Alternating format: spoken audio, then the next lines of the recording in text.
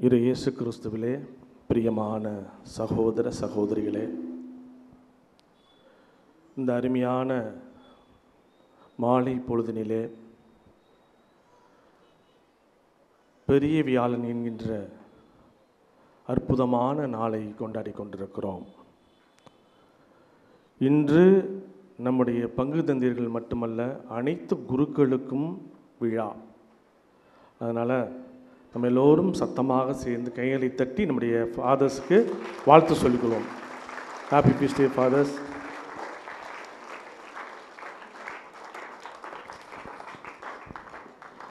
அன்புக்குரியவர்களே, இன்று 3 பிறந்த நாளை கொண்டாடுகிறோம். 3 பிறந்த நாள்.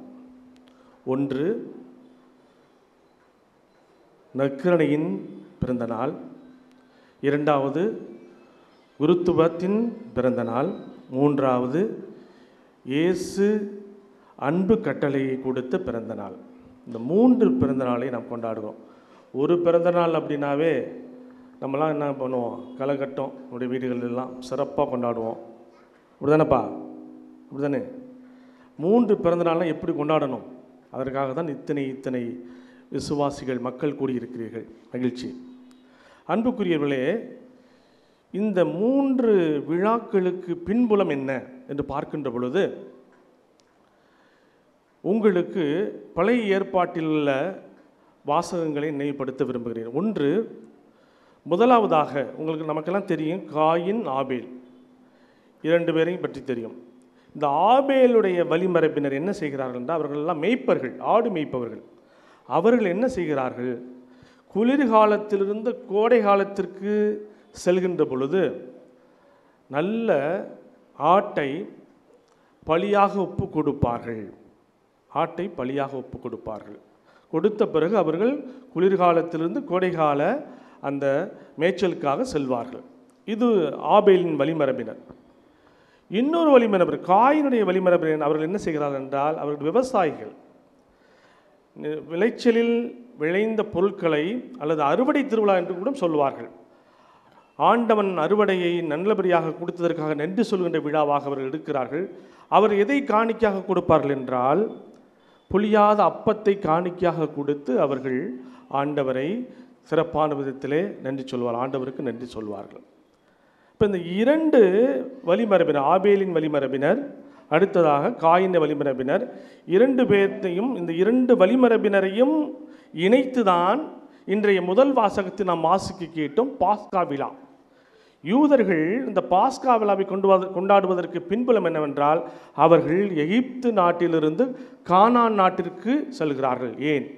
அவர்கள் அடிமைத்தனத்திலிருந்து எங்கு செல்கிறார்கள்? விடுதலை வாழ்வை நோக்கி செல்கிறார்கள். ஆகவே இந்த காயின் ஆபேல் 2 பேரும், 2 வழிமரபினரும் செய்த அந்த காணிக்கையை ஒன்றாக இணைத்து பாஸ்காவாக கொண்டாடுகிறார்கள். அவங்க பார்த்தீங்கன்னா இன்றைய முதல் வாசகத்திலே நம்ம வாசிக்க கேட்டோம். அங்கே என்ன பலியிடுறாங்க?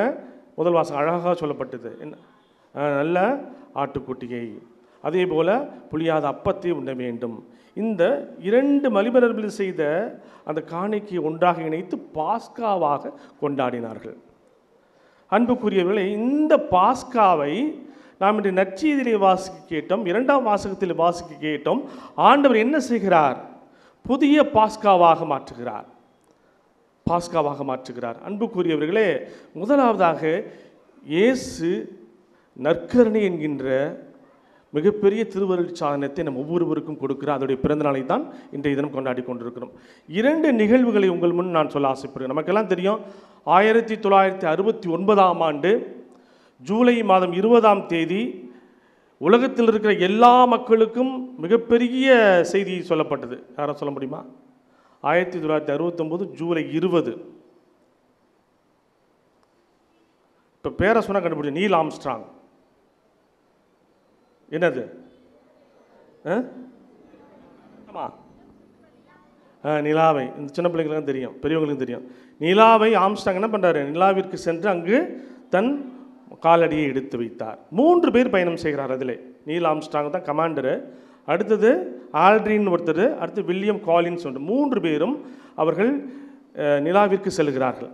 இங்கே பார்த்தோம் அப்படின்னா நம்ம நிறைய செய்தியெல்லாம் கேள்விப்பட்டோம். முதல் காலடி எடுத்து வைத்தவர் இவர் நீல் ஆம்ஸ்டாங்னு சொல்லுவாங்க. ஆனால் அந்த ஆல்ட்ரினை பற்றி உங்களுக்கு நான் சொல்ல போகிறேன்.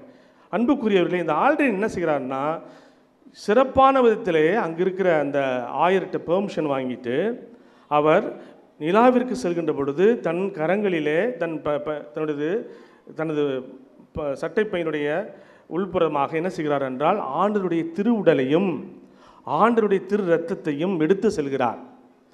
அங்கு சென்று அந்த நிலாவில் காலடி எடுத்து வைப்பதற்கு முன்பாக ரேடியோ வழியாக மிகப்பெரிய செய்தியை சொல்கிறார். எல்லோரும் கவனியுங்கள் என்று சொல்லி சொல்லுகிறார். என்ன சொல்கிறார் அப்படின்னா, விவிலியத்தின் பகுதியை எடுத்து வாசிக்கிறார்.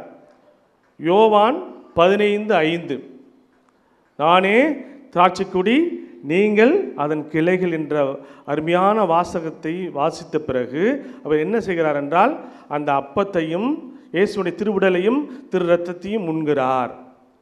உண்ட பிறகு அவர் என்ன சொல்கிறார், இந்த சந்திரனை நான் ஆண்டவன் பாதத்தில் ஒப்படைக்கிறேன் என்று சொல்கிறார். அன்புக்குரியவர்களே, பாருங்கள், நற்கரனின் மீது இருக்கின்ற பக்தியை பாருங்கள், நம்பிக்கையை பாருங்கள். அவருக்கு அவர் சந்திரனுக்கு சென்று நிலாவிற்கு சென்று அங்கு அந்த நற்கரனை உண்ட பிறகு அதை என்ன செய்கிறார், ஆண்டவருக்கு ஒப்பு கொடுக்கிறார். இன்றைய தினம் நாம் எதற்காக அழைக்கப்பட்டிருக்கிறோம் என்றால் இந்த நற்கரணையா விழாவிலே குறிப்பாக இன்றைய தினம் நம் குடும்பங்கள் ஒவ்வொன்றையும் ஆண்டவருக்கு ஒப்பு கொடுக்க வேண்டும். இரண்டாவது நிகழ்வு 2013ஆம் ஆண்டு ஹாப்கின்ஸ் என்கிறவர், அமெரிக்க நாட்டு மனிதர், அவர் விண்வெளி வீரர். அவர் என்ன செய்யப்படுகிறார் என்றால் 2011ஆம் ஆண்டு அமெரிக்க நாடு அவரை கூப்பிட்டு என்ன செய்யுதுன்னா, நீங்கள் எங்கே போக போகிறீங்க, விண்வெளிக்கு போக போகிறீங்க. விண்வெளி இப்போ கூட நீங்கள் பார்த்துருப்பீங்க, சுனிதா வில்லியம்ஸ் எங்கே போயிட்டு வந்தாங்கன்னு சின்ன பிள்ளைங்களுக்கு அந்த பேர் எல்லாத்துக்குமே தெரியும். விண்வெளிக்கு நீங்கள் போக போகிறீங்கன்னு சொன்ன உடனேயே அவர் அப்போ தான் என்ன பண்ணுறார், கத்தோலிக்க மதத்திற்கு உள்ளார வந்திருக்கிறார். ஒரு வருஷம் கூட ஆகலை. உடனே அவர் சொல்லுகிறார், நான் செல்வதற்கு தயாராக இருக்கிறேன், ஆனால் என்னோடு ஒருவர் வருவதற்கு முடியுமா அப்படிங்கிறார். என்னோடு ஒருத்தர் வரணும், அவர் வரலன்னா என்னால் போக முடியாது அப்படிங்கிறார். யார் அவர் அப்படின்னு கேட்டபோது இயேசு என்னோடு வர வேண்டும், முடியுமா அப்படிங்கிறார். உடனே என்ன செய்யப்படுகிறது, அங்கே இருக்கிற அந்த பங்கு தந்தை பிஷப்டெல்லாம் பெர்மிஷன் கேட்டு, ஓகே நீங்கள் இங்கிருந்து வருகின்ற பொழுது நீங்கள் நற்கரணை எடுத்து செல்லுங்கள் என்று சொல்லுகிறார்கள். என்ன செய்யணும், 6 நற்கரணை துண்டுகளை கொடுத்து அந்த 6 நற்கரணை துண்டை 4 பகுதிகளாக உடைத்து 24 நற்கரணை துண்டுகளாக வைத்து கொண்டு அவர் விண்வெளிக்கு பயணம் செய்கிறார். செய்த பிறகு ஒவ்வொரு வாரமும் ஞாயிற்றுக்கிழமை என்ன செய்கிறார் என்றால் அவர் அந்த நற்கரணையை உட்கொள்கிறார். நல்லா கவனிங்க, ஒவ்வொரு ஞாயிற்றுக்கிழமையும் நற்கரணையை உட்கொள்கிறார். அது மட்டும் இல்லை, அவர் நமக்கெல்லாம் சொல்லுவோம்ல, வெளியில் 3 வாக்கு போகிறார். வெளியில் 3 வாக்கு போகிறப்ப அவர் என்ன செய்கிறார், போகிறதுக்கு முன்பாக நற்கரணை உண்ட பிறகு வெளியிலே 2 தடவை 3 வாக்கு போனார். அந்த நிலம் அந்த என்னது வெளியில் நடக்கிறார், அந்த விண்வெளி மேலே நடக்கிறார். அப்போ என்ன செய்கிறார் என்றால் அவர் சொல்கிறாரு, நான் இந்த நற்கரணை உண்ட பிறகு வெளியிலே சென்று நடக்கின்ற பொழுது அந்த விண்வெளி மையெல்லாம் ஃபுல்லாகவே காற்றில்லாத ஒரு இடம், உங்களுக்கு தெரியும். அந்த காற்றில்லாத இடத்தில், யாருமே இல்லாத இடத்தில் நான் ஆண்டவரை உணர்ந்தேன், இயேசுவை உணர்ந்தேன் என்று சொல்கிறார். அன்புக்குரியவர்களே பாருங்கள், ஒரு எம்டினஸ் இருக்குங்க, வெற்றிடம் இருக்கிறது. காற்றில்லாத இடத்தில் நான் நற்கரணை உண்ட பிறகு நான் நடப்பதற்கு ஆண்டவர் என்னோடு இருக்கிறார் என்ற அந்த உணர்வு எனக்கு நம்பிக்கையை கொடுத்தது என்று சொல்கிறார். அன்புக்குரியவர்களே நினச்சி பாருங்க, நம்முடைய வாழ்க்கையில் பல நேரங்களில் நமக்கு என்னன்னா ஒரு எம்டினஸ் இருக்கும், ஒரு வெற்றிடம் இருக்கும். நீங்கள் இங்கே இருக்கிறவங்க நான் கேட்குறேன், 24 மணி நேரம் அல்லது 24x7 எப்பொழுதுமே நான் வருடம் முழுவதுமாக நான் மகிழ்ச்சியாக இருக்கிறேன் என்று சொல்ல முடியுமா? எல்லாரும் யாராச்சும் சொல்ல முடியுமா? சின்ன குழந்தைகளோட சொல்ல முடியுமா? எப்படியாவது ஒரு எம்டினஸ் இருக்கும். ஒரு சில சமயத்தில் நமக்கே தெரியும், என்னப்பா ஒரு மாதிரி டல்லாக இருக்க, என்னன்னு தெரியல, ஒரு மாதிரி இருக்குங்க அப்படின்னு சொல்லுவாங்க. நீங்கள் கணவன்ட்டையும் கேட்டு பாருங்கள், மனைவியும் கேட்டு பாருங்கள், அவங்க அந்த உணர்வு இருக்கும், அந்த ஃபீல் இருக்கும், ஏதோ ஒரு மாதிரி இருக்குங்க. அப்புறம் அது கொஞ்சம் நாளைக்கு அப்புறம் அல்லது கொஞ்சம் நேரத்துக்கு அப்புறம் அதை நம்ம மேற்கொண்டு வருவோம். ஆனால் இன்றைய தினம் அவர் என்ன செய்கிறார், ஹாப்கின்ஸ் அவர் ஏற்பட்ட அந்த வெற்றிடத்தை ஆண்டவருடைய நற்கரணை இயேசுவின் உடலை உட்கொள்கின்ற பொழுது பலம் கிடைத்ததாக சொல்கிறார். இப்போ நம்ம வாழ்க்கைக்கு வருவோம், இந்த 2 நிகழ்வை நாம் நினைத்துக்கொள்வோம். நற்கரணையை நாம் வாரம் அல்லது திருப்பலி சமயத்தில் உட்கொண்டு கொண்டிருக்கிறோம்.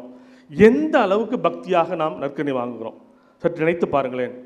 எத்தனை பேர் பக்தியாக உண்கிறோம். இப்போலாம் முன்னாடிலாம் நற்கரணையை பூசிக்கு ஞாயிற்றுக்கிழமை பூசிக்கு வரலாம், என்ன செய்யணும், அடுத்த வாரம் வந்துட்டு என்ன செய்யணும், பாவ சங்கீதனை செய்யணும்.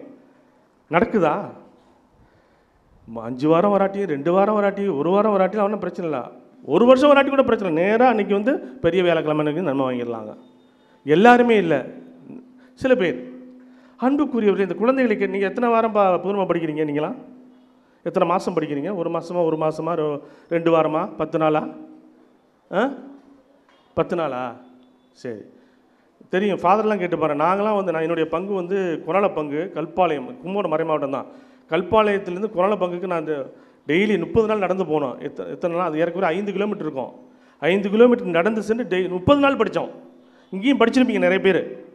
நற்கருணை தயாரிப்பு இப்போலாம் வெரி ஷார்ட் அண்ட் ஸ்வீட். எப்போ ஒரு 10 நாள் ஃபாதர் கேட்டால் தெரியும், 10 நாள் எத்தனை பிள்ளைங்களை நம்ம அனுப்புகிறோம்ட்டு. ஹிந்தி கிளாஸுக்கு அனுப்புவோம், டான்ஸ் கிளாஸ் அனுப்புவோம், அந்த கிளாஸுக்கு அனுப்புவோம், இந்த ஸ்பெஷல் கிளாஸ் அனுப்புவோம், 10th 30 நீட்டு எல்லாம் அனுப்புவோம். ஆனால் ஆண்டவருடைய நற்கருணையை பெறுவதற்காக நான் என் பிள்ளைகளை நான் அனுப்புகிறேனா? அது கேட்டிக்ஸன் கிளாஸுக்கு பார்த்தீங்கன்னா தப்பிச்சு ஓடுற ஆளுங்க நிறைய பேர் இருப்பாங்க. அதுக்கு அப்பா அம்மா துணை போவாங்க, வந்துடுறா, தெரியாமல் வந்துடுறா, தெரியல, இங்கே எப்படி நடக்குன்னு தெரியல எனக்கு, ஐ டோன்ட் நோ. அப்போ அன்புக்குரியவர்களே, இந்த குழந்தைகளுக்கு நற்கருணை நான் ஒவ்வொரு முறையும் வாங்கி உண்கின்ற பொழுது பக்தியாக வரேனா? எப்படி வரோம்? லெஃப்ட் அண்ட் ரைட்டில் நற்கருணை வாங்கின பிறகு எப்படி நம்ம போகிறோன்னு மட்டும் நினச்சி பாருங்களேன். கையை வீசிட்டு அது இயேசு ஆண்டவர் நம் உள்ளத்தில் வருகின்ற பொழுது எப்படி எப்படி எப்படி பக்தியாக அந்த ஆல்ரெடி நினச்சி பாருங்கள். அந்த ஹாப்கின்ஸ் நினச்சி பாருங்கள். விண்வெளிக்கு போகின்ற பொழுது, நிலாவுக்கு செல்கின்ற பொழுது நற்கருணைய முக்கியத்துவத்தை உணர்ந்த அந்த நபர் நீங்களும் நான் என்னையும் சேர்த்து தான் சொல்லுகிறேன். நான் எப்படி இந்த நற்கருணை ஆண்டவரை நான் மதிக்கிறேன், அல்லது நான் மரியாதை செய்கிறேன், அல்லது நான் ஆராதிக்கிறேன் என்று சற்று சிந்தித்து பார்ப்போம். அன்புக்குரியவர்களே, இன்றைய தினம் நாம் இந்த திருப்பலி முடிந்த உடனேயே நற்கருணை ஆராதனையில் கலந்து கொள்ள போகிறோம். நான் வந்து குருத்தினாருக்கு வந்தப்பே சொன்னேன், குருத்தை வச்சு என்ன செய்ய சொன்னேன்? காதில் வச்சு கேட்க சொன்னேன். இன்றைய தினம் உங்களிடம் நான் சொல்லுகிறேன், ஆண்டவரிடம் செல்லுங்கள். குடும்பமாக போவோம். போயிட்டு நற்கருணை ஆண்டவர்கிட்ட கேளுங்க, ஆண்டவரே நான் என்ன செய்யணும் கேளுங்க. என் குடும்பத்தோடு உட்காருங்க. தயவுசெய்து இன்றைய தினம் ஒதுக்கிடும் ஒரு மணி நேரம் ஆண்டவரோடு உட்காருங்க. அந்த எம்டினஸ் இருந்துச்சு பாருங்கள். இவருக்கு நம்முடைய ஆண்டவர் இயேசு கிறிஸ்துக்கு கெத்செமனி தோட்டத்தில் ஜெபிக்கின்ற பொழுது, தந்தையே சித்தமானால் இந்த துன்பக்களம் என்னை விட்டு அகலட்டும், ஆனால் என் விருப்பம் என்று விருப்பப்படி. இதை தான் நம்ம கேட்க போகிறோம் ஆண்டவர்கிட்ட. ஆண்டவரே நான் என்ன செய்யணும்? ஆண்டவரே நான் என்ன செய்யணும் ஆண்டவரே என்று குடும்பத்தோடு கேட்போம். அப்பொழுது நற்கருணை ஆண்டவர் நம்ம ஒவ்வொருவருக்கும் பதில் சொல்வார். அடுத்ததாக 2வது பிறந்த நாள், குருத்துவத்தின் பிறந்த நாள். குருத்துவம், அதுக்கு ஒரு முக்கியமான நிகழ்வை சொல்கிறேன் பாருங்களேன். இத்தாலி நாட்டில் ஒரு பிஷப் இருக்க, டோனி பெல்லோஸ் அப்படிங்கிற பிஷப்பு சாவின் தருவாயில் இருக்க. அவருக்கு புற்றுநோய் 1993ஆம் ஆண்டு சாவின் அந்த இறக்க போகின்ற சமயத்தில் இதே பெரிய வியாழக்கிழமை அங்கே இருக்கிற டைசனில் இருக்கிற எல்லா ஃபாதர்ஸுக்கும் அவர் வந்து ஒரு திருமடல் எழுதுகிறார். அதோடைய பேர் என்னன்னா stole and towel. Stole and towel. ஸ்டோல்னால் உங்களுக்கு தெரியும், குருவானவர்கள் வந்து நாங்கள் போடுறோம் பார்த்தீங்களா, நம்ம உடுப்புக்கு உள்ளார இருக்கும் ஸ்டோல், இப்படி போடுவாங்க. ஸ்டோல் அண்ட் டவல் அப்படின்னு சொல்லிட்டு இதை நீங்கள் கண்டிப்பாக அனுசரிக்க வேண்டும் சொல்கிறார். என்ன அர்த்தம்? ஸ்டோல் என்றால் இறைவனோடு குருவானவர் நற்கருணையின் வழியாக இயேசுவோடு இணைந்திருக்க வேண்டும். நற்கருணையின் வழியாக இயேசுவோடு குருவானவர் இணைந்திருக்க வேண்டும். டவல், இன்னைக்கு பார்த்தீங்கன்னா நம்ம திருப்பலி இந்த மறைவுரை முடிந்த உடனேயே நம்முடைய பங்கு தந்தை அவர்கள் இங்கே இருக்கின்ற 12 அப்போஸ்தலருடைய பாதங்களை காலையில் கழுவ போகிறார். அப்போ என்ன செய்கிறாரு? இன்னைக்கு நற்செய்தியில் கூட வாசி கேட்டோமே, இயேசு ஒரு துண்டை எடுத்து இடுப்பில் டவல் துண்டை எடுத்து கட்டி கொண்டார். அந்த டவல், அந்த துண்டுக்கு என்ன அர்த்தம்? அவர் சொல்லுகிறார், அந்த ஆயர் சொல்லுகிறார், இது குருவானவர் சேவையின் வழியாக மக்களோடு இணைய வேண்டும். ஸ்டோலுங்கிறது என்ன அப்படின்னா, நற்கருணையின் வழியாக இயேசுவோடு இணைய வேண்டும். இந்த டவலுக்கு அர்த்தம் அப்படின்னா என்னன்னா, நம்முடைய ஒவ்வொரு நாளும் மக்களுக்கு சேவை செய்தன் வழியாக குருவானவர் மக்களோடு இணைய வேண்டும். அன்புக்குரியவர்கள், இன்றைய தினம் நம்முடைய 2வது பிறந்தநாள் விழாவை நம்முடைய பங்கு தந்தையர்கள் மட்டுமல்ல நாங்கள் எல்லாருமே கொண்டாடுறோம். எத்தனை ஃபாதர் வந்து 3 வருஷம் ஆயிருக்குன்னு நினைக்கிறேன். அப்படிதான் சார், 4 வருஷம் ஆச்சு, 3 வருஷம். இந்த 3 வருஷத்தில் பங்கு சாமியார்ட்ட போயிட்டு, ஃபாதர் நீங்கள் சூப்பராக பாடுறீங்க ஃபாதர், சூப்பராக பிரசங்கம் வைக்கிறீங்க ஃபாதர் அப்படின்னு சொல்கிறவங்க யாரெல்லாம் நான் கீழே வந்துடுறேன்.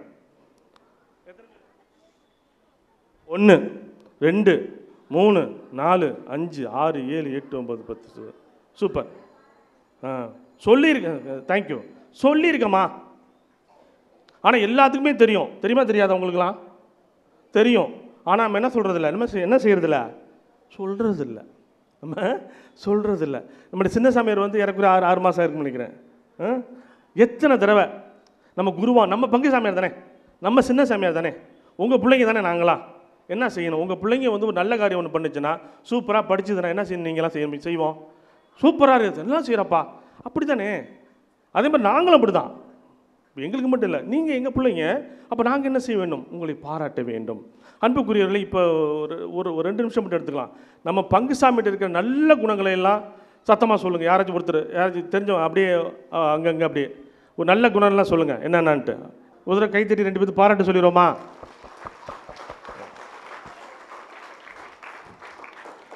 ஓகே.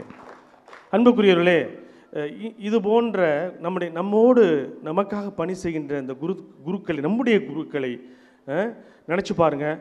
நமக்கு ஞானஸ்தானம் கொடுத்தவங்களை யாருக்காவது தெரியுமா? புதுநமை கொடுத்த சாமியாக நினச்சிக்கிட்டே இருக்கிறோமா? நினச்சிக்கிட்டு இருப்பீங்க ஒரு சில பேர். யாராச்சும் ஒருத்தர் எனக்கு ஞானஸ்தானம் கொடுத்த சாமியார் ஞாபகம் இருக்கு, பேரை சொல்லுங்கள். தேவராஜ் ஃபாதர். அம்மா சந்தோஷமா, சூப்பர். அந்தோணி ஃபாதர், அந்தோணி சாமி ஃபாதர். சரி, திருமணம் செய்து வச்சவங்க ஞாபகம் இருக்கா? எப்போ நிறைய பேர் ஞாபகம் இருக்குது. இன்னைக்கு வேண்டிக்கங்க அவங்களுக்காக. இன்றைக்கி என்ன செய்யணும்? வேண்டிக்கங்க. அன்புக்குரியவர்களே, இந்த குருத்துவம் என்கின்ற மிகப்பெரிய அருள் சாதனத்தின் விழாவை நாம் கொண்டாடுகிறோம். ஒவ்வொரு முறையும் வாரம் வாரம் திருப்பலி முடிந்த உடனேயே நீங்கள் நல்லா இருந்துச்சுன்னா நல்லா இருந்துச்சுன்னு சொல்ல, இல்லைன்னா இல்லைன்னு சொல்லலாம். அதுக்காக வந்து முகஸ்துதிக்காலாம் சொல்ல தேவையில்லை. பாராட்டுங்கள். நம்முடைய குருக்களை இன்னும் நம்ம உற்சாகப்படுத்தும். அடுத்த திருவிழா, 3வது திருவிழா, இயேசு நம்ம ஊருக்கு கொடுத்த அன்பு கட்டளை. அன்பு, அதை தான் இன்றைக்கி குருவானவர் செய்ய போகிறார். அன்பு இருந்துச்சுன்னு வச்சுங்களேன், நம்ம எதையுமே கௌரவம், ஈகோலாம் பார்க்க மாட்டோம், கௌரவம்லாம் பார்க்க மாட்டோம். இன்றைக்கி நான் சொல்கிறேன், இன்றைக்கி குருவானவர் நம்முடைய பங்கு தந்தை காலடிகளை கழுவ போகிறார். வீட்டுக்கு போயிட்டு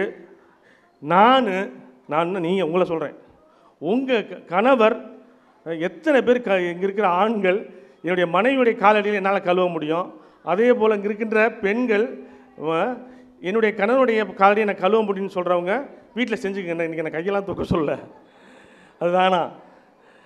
சரி, நீங்கள் வீட்டில் போயிட்டு ஆல்ரெடி அது மாதிரி குழந்தைகள் நீங்கள் செய்கிறது உங்களுடைய விருப்பம்.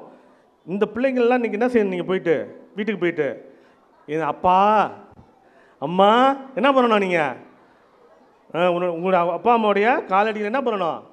செய்ய முடியுமா? செஞ்சு பாருங்கள். நீங்கள் செய்து பாருங்கள். உங்களுள் எத்துணை அந்த ஈகோலாம் அடித்து நொறுக்கி கீழே தவிடுபடி ஆயிரும். ஒவ்வொரு முறையும் மன்னிப்பு கேட்கலாம். தவறுகள் செய்கின்ற பொழுது என்ன செய்யலாம்? மன்னிப்பு கேட்கலாம். அன்பு சகோதரமே, இன்றைய தான் ஒரு சின்ன கதை சொல்கிறேன். உங்களுக்கு ஏற்கனவே தெரிஞ்சிருக்கலாம் அந்த கதை. இந்த அன்பை பற்றி சொல்கின்ற பொழுது அப்படி தான் ஒரு குடும்பத்தில் தந்தை இருக்கிறாரு, தாய் இருக்கிறாங்க. அந்த வீட்டு தலைவர் என்ன செய்கிறார் அப்படின்னா, கிறிஸ்து பிறப்பு விழா, கிறிஸ்மஸ் விழாவுக்கு ட்ரெஸ் ஒரு வழக்கமாக வேஷ்டி தான் கட்டுவார் அவர். அன்றைக்கிங்க என்ன பண்ணுறாரு, பேண்ட்ஸு போடலாம் அப்படின்னு சொல்லிட்டு என்ன பண்ணுறாரு, போயிட்டு எடுத்துகிட்டு வர்றாரு. ரெடிமேடு ரொம்ப பெருசாக இருந்துச்சு. என்னடா பண்ணுறது அப்படின்றத மடித்து தச்சிடலான்னு பார்க்குறாரு. டைலர் வேறு லீவ் ஆச்சு. அவரே என்ன பண்ணுறாரு, தைக்கலான்னு பார்க்குற முடியல. உடனே மனைவியை கூப்பிட்டு, மா பேண்ட்டு ரொம்ப பெருசாக இருக்குது, கொஞ்சம் தச்சு கொடுத்துட்டு போமா, மடித்து கொடுத்து. ஏங்க கிறிஸ்மஸுக்காக முறுக்கு சுடுற வேலை, அதிரசம் சுடுற வேலை இருக்குது, போங்க அப்படின்னு போயிட்டார்.